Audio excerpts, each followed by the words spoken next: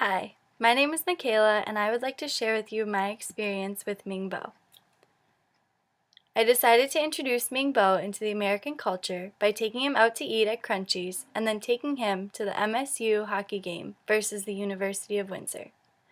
My decision was based off of the knowledge that these pastimes coincided perfectly with each other, and for many average Americans, including myself, were considered to be quite enjoyable.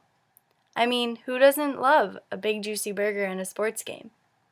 I chose to take him to dinner beforehand because this was our first time meeting, and I knew that communicating with him in an arena can be quite difficult, especially since I already had a hard time communicating with him over the phone.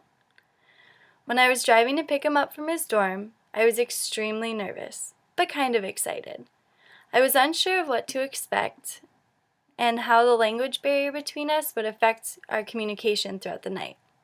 But I was excited to see his reaction to all the things that I had planned for us.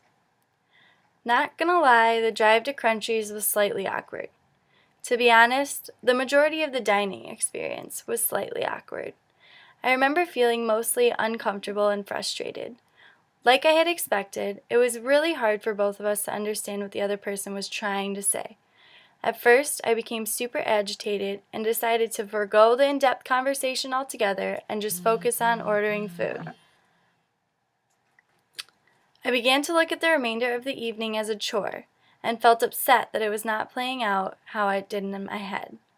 It wasn't until I observed the interaction between Mingbo and the waitress that I became angry with myself. I saw the frustration on the waitress's face when he didn't understand what she meant by the works on his burger, but more importantly, I noticed the confusion on his face at the question she was asking him. I started to think about how I was getting upset with him because he didn't understand me, but I never really thought about how he may experience that frustration every single day. I felt horrible and even later apologized for it.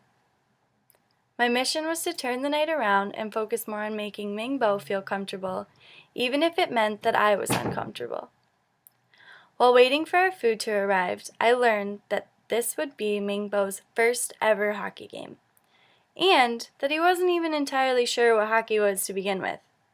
I was immediately excited because this was my area of expertise. I not only grew up watching hockey, but I played and taught it for many years. I proceeded to explain to him that it was a team sport that was played on ice, and before I knew it, I was drawing diagrams using salt and pepper shakers and any other thing I could find on the table to try and explain how the game was played and some of the rules. I couldn't wait to go to the arena and show him firsthand what it was all about. By the time we got to the arena, I didn't feel as uncomfortable as I did at first, and was starting to actually enjoy myself. Mingbo was funny, and his cluelessness about hockey was on some level sort of entertaining.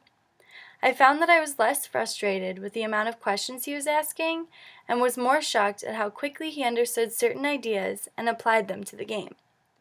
There were a couple of times through the game that it was difficult for us to talk because the crowd was so loud, which was annoying, but the overall experience was a happy one. He seemed to really be enjoying himself, and I was ecstatic that he had had this experience with me. I think my two favorite points in the night were where he tried to cut his hamburger and eat it with a fork, and where he confused the team's jerseys for a couple minutes and ended up clapping and cheering when the other team scored. On the ride home, when he was thanking me for choosing him for my assignment, I couldn't help but feel like I was on cloud nine. Because honestly, I felt blessed that he agreed to be a part of it. It was special knowing that the universe introduced me to such a cool person that I otherwise would not have gotten to know. Even though we had a bit of a rough start, the second portion of the night was the exact experience I was looking for, and it left me feeling somewhat accomplished. I was able to not only show Mingbo different things that we enjoy in our culture, but more importantly, he ended up enjoying those particular things. Looking back on the night made me think about how I can make more of an effort to better myself when I'm interacting with people from different cultures.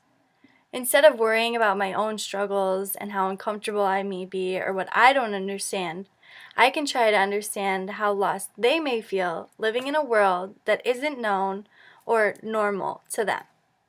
I developed a greater appreciation for the students at this school who have done the same thing as Mingbo and traveled to a new country to further their education. So, thank you for this opportunity.